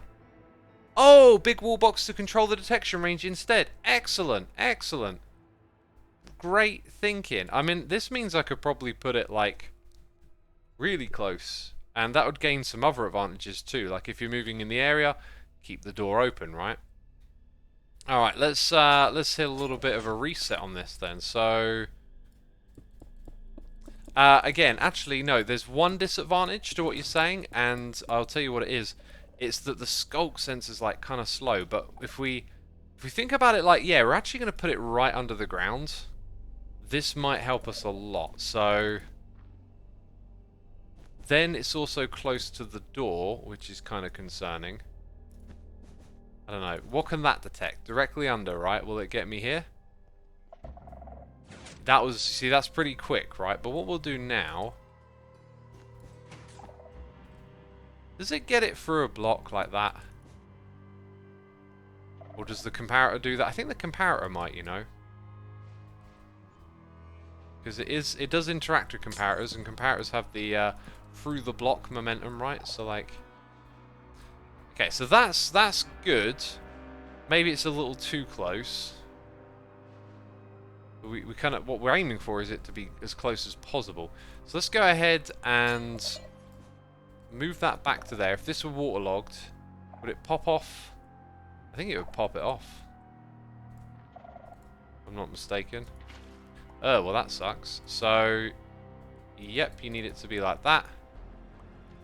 Then you need this here. And then you need that to be basically inverted somehow. Actually, get rid of the repeater and use a torch.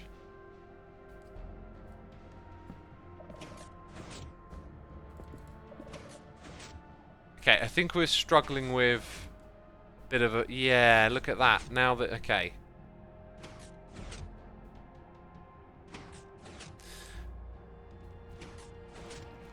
Okay, so the closeness is good, but the closeness also needs to then directly feed into this with what we've just built. So we need, like, to be able to block that up there and feed this in. Can it be done?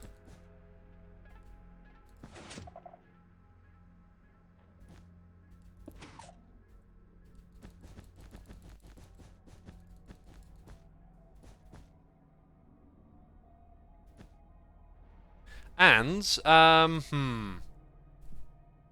if you wanted this on either side, the wiring would need to be changed. So that's something else to consider.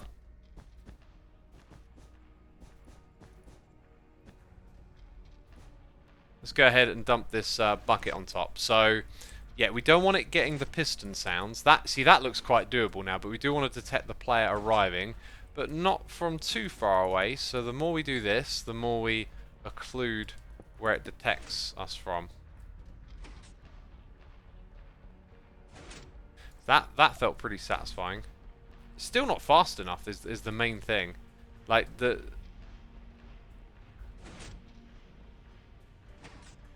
can't really speed that up much, can I?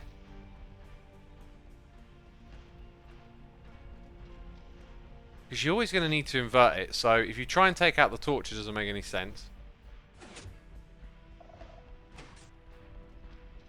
And, yeah, I'm aware of this, by the way. Like, I'll figure out, you know, target block, probably, right? Target blocks are awesome. I want to use them more.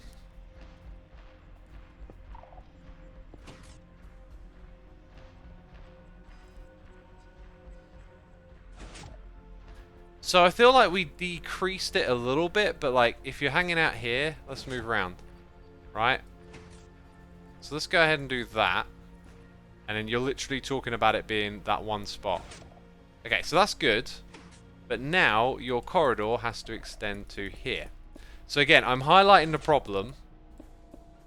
Okay, that if you're going to have a corridor with these doors in, you have to give up... You have to give up 4 blocks on the approach, and the thing opens right as you get to it. That is definitely better than what we had before, but I think at this point we might be pushing it as far as it can go. The only other thing is maybe this can go 1 block higher, and maybe it activates just slightly faster because the distance it takes the vibration to reach the sculk sensor is smaller. I think that's still going to be shielded from the piston feedback, so let's go back to here and change all of this up again. Redstone at that level, and a torch here. Okay, so now it's slightly closer. Oh, and it actually opens a little... It seemed to me like it opened a little bit quicker. Could be wrong, could be imagining things. Need that target block again.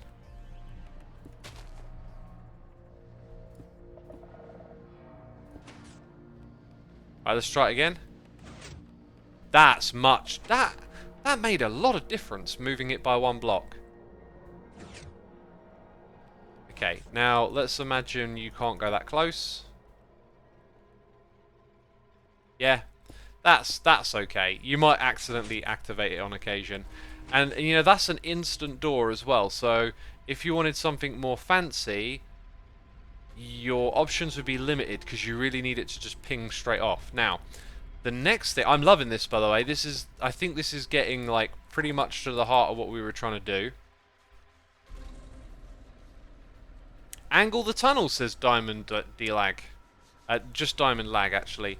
Angle the tunnel. I kind of picture these being very modular. So, you want to be able to have a corridor like this... The thing opens, you move on to the next room, and, you know, something like that. Hey X, have you ever played the mod pack Stone Block, says Cybernick. Yep, 1 year ago, in January, we played it like pretty much every day, and all of those videos are on my second channel. And it was an awesome series. People really liked it. Angle the wall tunnel. Oh! Yeah, actually, yeah. Let's try that experiment on this side. I see. So I think we're going to need that. What are we talking about? Wait, we need to think about, like, what's the sort of bare minimum here. So if we plugged directly into that target block from here. Yeah, you're going to end up with wall on the floor, which I don't think I really want. You have to pull it through a block because it needs to be waterlogged. That may... still be it? Well, I'm a sculk sensor, I can see those pistons, right? I guess you could say put carpets on the floor. Oh no, then the carpets would block.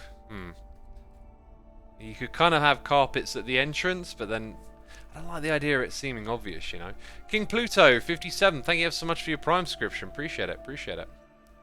So I don't think we're going to get much like extra out of this. If you look at where that block is in relation to this one, maybe a block closer.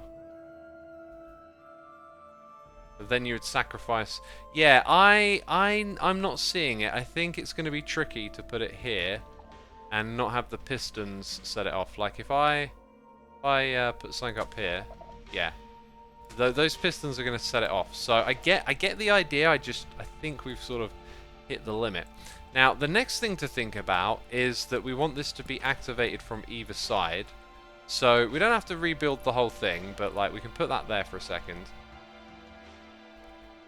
What we want next is to not lose any speed here. You know what, we will lose speed. They basically have to point into the same block. That's also in the incorrect position, but that's fine. So if that block is there and we point into it with a piece of redstone, you don't need both sides to be on for this to work. That's like a very basic redstone thing right there, and it's an important one to know. As you can see though, a little bit of trouble here. What's the best way to do that? Like we want this, you don't want to see redstone up there, so it needs to be flush with the floor. I guess actually maybe just put that there because it powers the piston, right? We got a feedback loop, by the way. Huh. It's also in the wrong position, but not a big deal.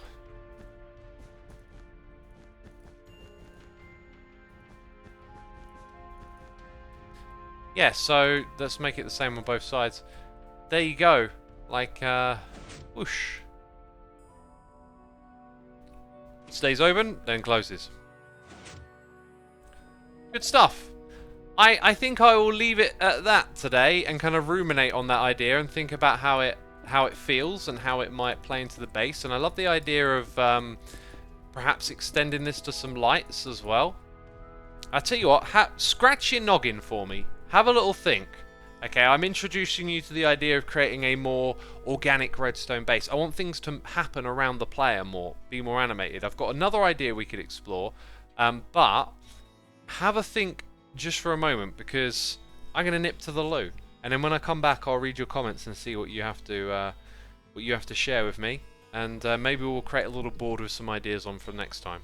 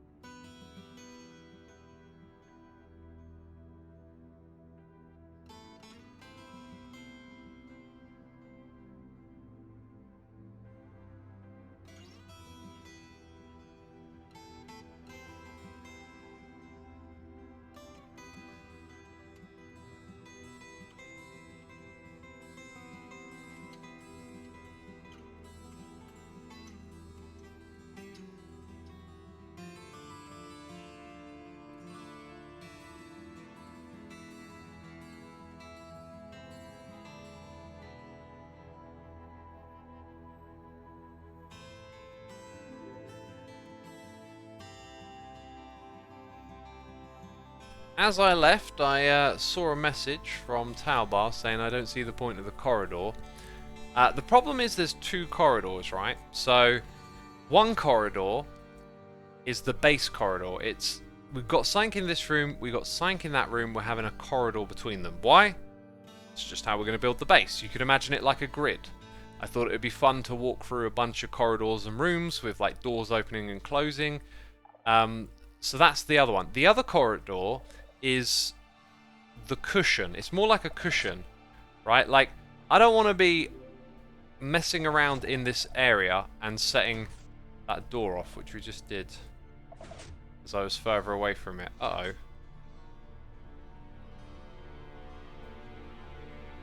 Is it me, or are they in different positions? I think I may have just not put enough blocks here or something. Anyway. So, you have this cushion. Now, the problem is, the bigger the cushion is, it takes away from that feeling of like walking up to the door and going through the corridor. It's more like you're in the corridor and there's a door in it. So that means our corridors are going to have to be even longer. And then there's the trade-off of how long it takes for this stuff to activate, to open the door.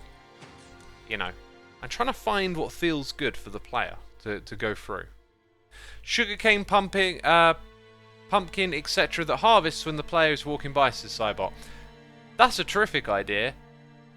I like that a lot. I had thought about how I wanted to build farms that the player would see, like, and make gathering the resources fun. But I didn't think of like automating that. It was more like let's make the collection animated, but the player will go up to it. So yeah, I like that. Let's I'm gonna just drop down here.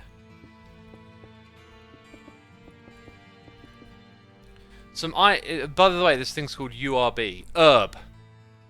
Okay. Taubar, I like your idea too.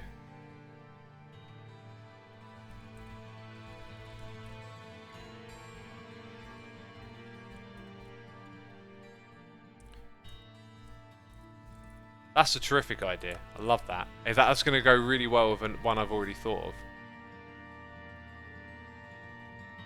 Break the wall left and right of the sensors so you can go anywhere in the corridor, maybe not just the middle.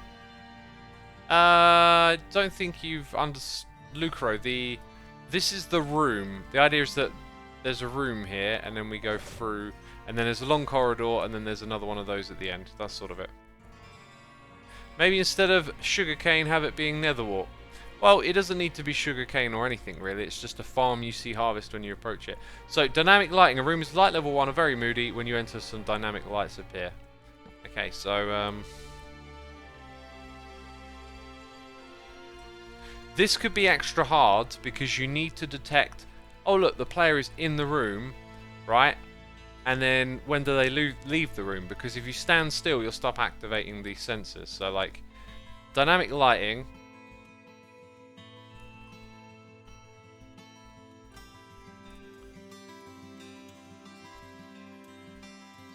Okay, so 1 to 15 when the player is present. Let's just move over. Let's put one below. How? This is a note for how do we detect a player is in that area. Okay, now what you got to imagine, right, is sometimes it's all like really simple. You know, it's like, well, use these things, right?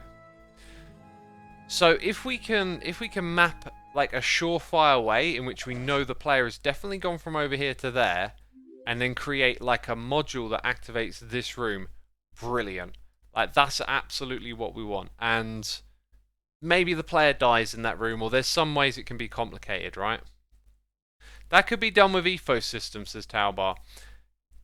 Yeah, it could. I guess you're detecting which way the players. Okay, I'm gonna try and simplify all of this. It sounds easy to think you just do this and that, but there's always something that goes wrong, right? There's always that edge case, and I think in the case of this one, you know, if you detect a player goes into a room, what if they leave in a different way? There's so many variables, and maybe some of you are way smarter than me, but I've just got that feeling it's not going to be that straightforward, right? Use a pufferfish to detect players, says Bova. Again, sounds easy, but think about it in actuality. So, like, let's say you detect the player going in. Oh no, I changed my mind, right? Now, the player might not actually do that, but these things, they always have a way of getting tripped up. There's always something that goes slightly wrong. Watch Efo's video again. You have to connect every entrance to switch states. Yeah, maybe I'll go back and watch it again and have a think. That's a good idea. Anyway, what about pressure plates around the room? Might be ugly though. I want to do this with skulk sensors, right? I want to do it with skulk sensors. So it's hidden and it's invisible, sort of.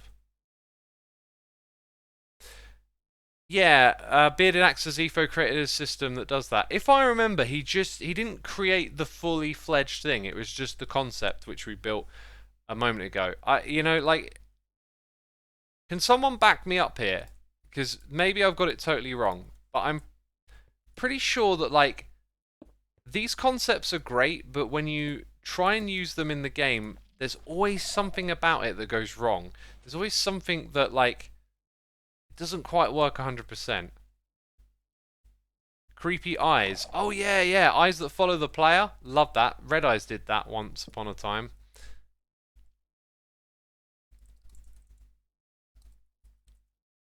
I'm aware that the music stopped,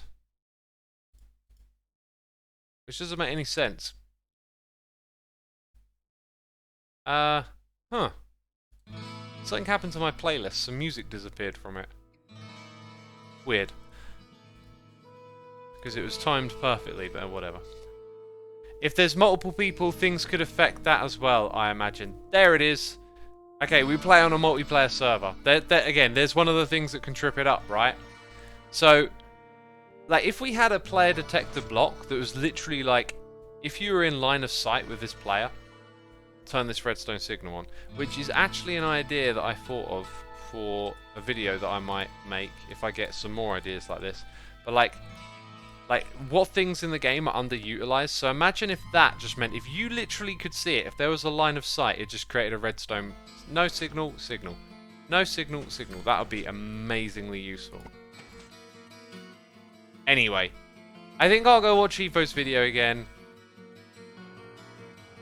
But there will never be a solution for all the eventualities, says Curls. It does feel like that a lot in this game, but you don't want the eventuality that you didn't think of to be a very common one.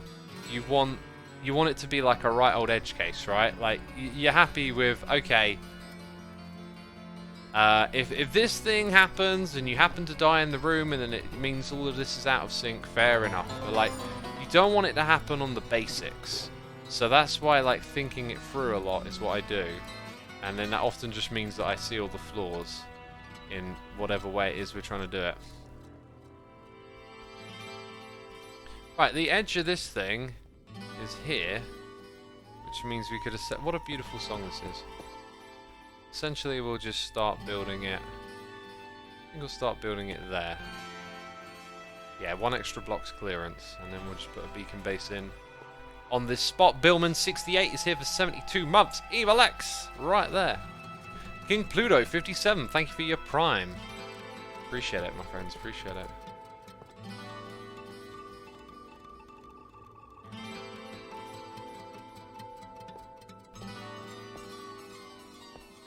So yeah, anyway, that's, you know, I'm trying to suss out how all of that would work. Maybe I should just go watch the video again, because perhaps he figured out more of it than I realised he did. But I certainly wanted to just pick up that contraption and, like, goof around with it a little bit, which is good fun. It's good to get in that space and, like, just take on these challenges. If each door entrance sends a signal to the lighting system, one for entering and one for exiting maybe, but again, multiple people can mess it up. Say one hermit visits and leaves on their own. Yeah. You know, and what about your room with the nether portal and then you come back from another direction? Like, there's always stuff like that. And they're the things that I get hung up on a lot, to be fair. Maybe more than I need to. But again, that's why I was trying to figure out the timing of that door, because I just wanted it to feel right. Okay, it didn't need to be 100% perfect. If it was, you know, I'd have greater control over the sensitivity of the timing and the distance, but we kind of pushed it to where it could go, and that was it, basically. So, let's move on for that. If any of you, though, are interested in the idea and want to send me tweets or share ideas, like, Twitter is where you can reach me nice and easy. I am like on a bit of a social media detoxing state of mind, so I'm not going to be heavily active on there, but I do always read my mentions. And I installed, just before I started streaming, I was distracting myself reading some comments, and decided to install some extensions that get rid of extra videos like popping up on YouTube on the side of the one you're watching. I've kind of gotten sick of like this feeling of like there's this video there that you need to watch or whatever, or like having these lists, and I feel like I just kind of want to like choose to enjoy something and deeply enjoy it, like a long audiobook, or maybe it's a movie or a TV series, right? But like YouTube just constantly throws this shorter form content at you compared to that, and so I often end up just like with all these things on my like watch later list and watching it all bite sized. To be fair, like some of it's really good. I'm still gonna watch like the good content, but like a lot of like half-baked content gets in there, and yeah, just trying to like reduce the amount of distraction and attention given towards that stuff, and like really focus a little more. Curl says, still stick with shorts on the subscription page. Yeah, I tend to like gloss over those. The way they do it on the mobile app, I notice it even less, but I'm pretty sure the mobile app is probably where they get most of the shorts views from. For me, on the mobile app, it's like a shelf that doesn't catch my eye, which I'm perfectly fine with. Big Spam Bull, thank you ever so much for the Prime. Appreciate the subscription. Very much appreciated. So yeah, I started watching some Next Generation again, and oh my goodness me, that show brings me so much joy. So much joy. And like, you know, it's like 45 minutes where you just kind of like get into that and don't really think about much else. Whereas like the YouTube viewership experience is like the videos tend to be like 10 to 20 minutes, and you sort of like burn through one after the other, and I don't know, it feels just nice to sort of stay with something really oh my god, that's the worst thing ever. Stay with something really inspirational for just like a moment, you know? This is what this is for. Oh, what way am I facing? The wrong way. The wrong way, homie. You're facing the wrong way. I'm halfway through Season 1 of Next Generation. It's enjoyable, says Carls. Oh, awesome. Glad you're watching it. Just to let you know, it gets much better. Like, Season 1 of that show definitely finds what's good about it, but I think it really comes into its own around Seasons 3 and 4.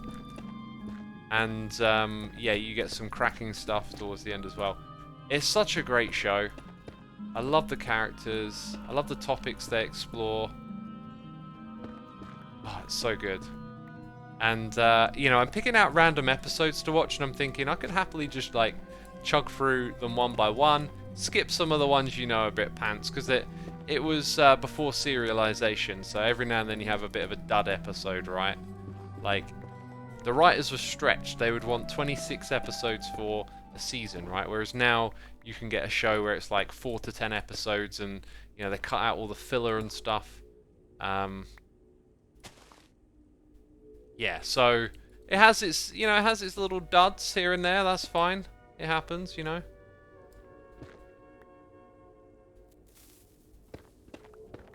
But yeah, I was then starting to think like, oh, maybe I should watch some like Deep Space Nine again. I thoroughly loved that. I think I want to leave that a little bit longer, and then maybe some Voyager episodes. Like, I was looking up a list of Borg episodes, and oh, Coles, you're gonna love getting introduced to the Borg. If you've not actually like encountered anything with the Borg, just don't even go look it up. Just let it be a surprise. It'll be awesome. Yeah, I love every now and then like rewatching Borg episodes. I kind of wish there was more with them in.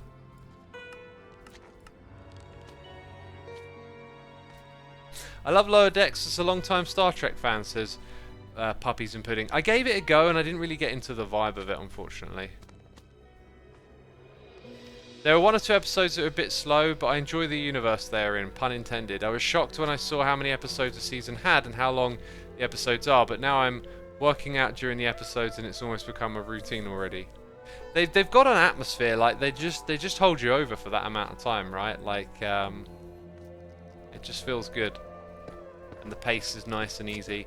And oh my god, the music, like I absolutely love the music at the beginning, and then when he says, you know, these are the voyages of the Starship Enterprise, its continuing mission.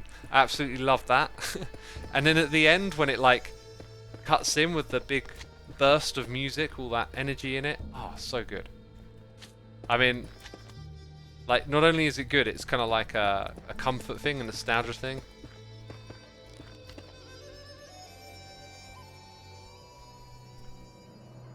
Watching the original Star Trek, never seen it, but so far it's good, says Shock Norris. Shock Norris! Yeah, I think, unfortunately for me, I feel like the original's just a little too past, like, my... depending on how old you are and, like, how far... Well, it's not really age, it's just, like, what you're exposed to. I think if you, like, were grown up, and if you were growing up, and all you were allowed to watch was, like, movies from the 70s, or 60s, or 50s, like, you would just love that, like... You'd get into it. It would be what you know. But as time goes by, with a lot of stuff, I've noticed the older it is, it gets a little bit harder unless you're familiar with that. And stuff from the 60s, like there's a handful of movies, but I couldn't think of any TV shows. And like the further back in time, I find it's like harder to enjoy stuff just because of the way it's like different. Like, you know, storytelling is storytelling, but like. We get better at it, I think. You know, the value of the story is always there if you take it in and understand it, but the techniques, they change, don't they? Well, we've got a long way to go to get over there, but now we've got the instant mine. Thunderbirds, says Am Haystack. That's a great question. I've definitely watched Thunderbirds as a kid, but I've never gone back and enjoyed it for nostalgia reasons. I think on occasion that and Captain Scarlet, I might have gone on YouTube and like watched it for a minute or two just to jog your memory, but I feel like those like might have lost their value on me. I feel like maybe I should experiment and just like watch an episode of Thunderbirds and find out. I'm gonna make a note. I'm gonna do an experiment on myself at some point. See if I find a Thunderbirds episode and learn if it's still got some charm or not, you know?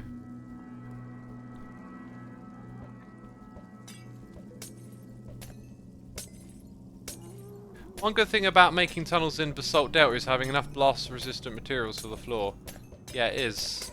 Very blast-resistant. Good point. Carls the Doom says, I like Star Trek for the same reason I like Doctor Who. It shows a different version of how humans and civilization can be. It's almost a comfort to see a version of humanity that decided to work together. I would say yes, absolutely, 100%. But also, like we do work together, right? Like, I think about like if you try and describe like all the great things that we have done and achieved, right? Then there's all this horrible stuff you can point at too. But I think what you've got to remember is like the initial starting conditions are awful. If you were just thrown back into the wilderness like caveman, right? Like there is so much that can kill you. There is so much discomfort to endure and a lot of hard work to be done just to survive, right? And I think sometimes we forget that those were the starting conditions, that the place we're coming from is really tough and difficult. And then as we build societies and civilizations, we start to chip away at little bits of that problem. But just, you know, not for everyone equally all the time. There's always, like, people behind others, and there's you know, bad stories along the way, and dips and bad times. But I think we forget how tough those initial starting conditions are and how much we've achieved. Because when you look at a show like The Next Generation, there's so much civility and like good morals that have manifested among people. Like all the characters are really mature, decent people. But I think there's more of that actually already here than we realize. We just have a propensity to like focus on the negativity and perhaps forget how far we've already come. And so let's say we were to imagine The Next Generation actually being our future, and remembering that we have a propensity towards negativity. They might not actually be like they are in the show. They might also be, you know, You know, we still haven't figured out how to make the food replicators taste like 100% real food. Oh, terrible. You know, I don't know. But you get my point, right? Like, it's, I don't know, it's a perspective thing. But it's one of the reasons I love it, though. It's just seeing a better version of humanity, I guess.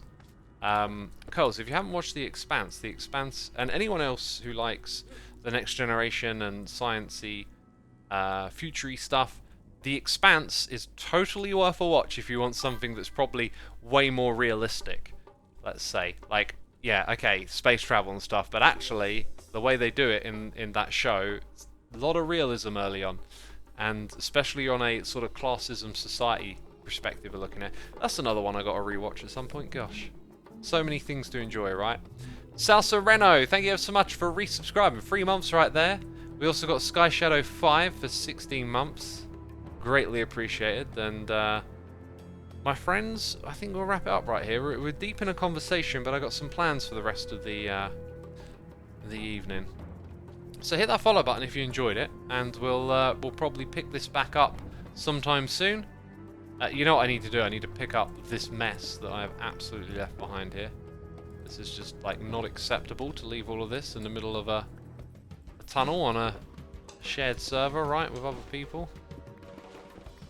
Put these things away. Have a really nice night, X, says Fufu32. Thank you, I think I will. And thank you all for coming by. It's been, it's always a pleasure to stream.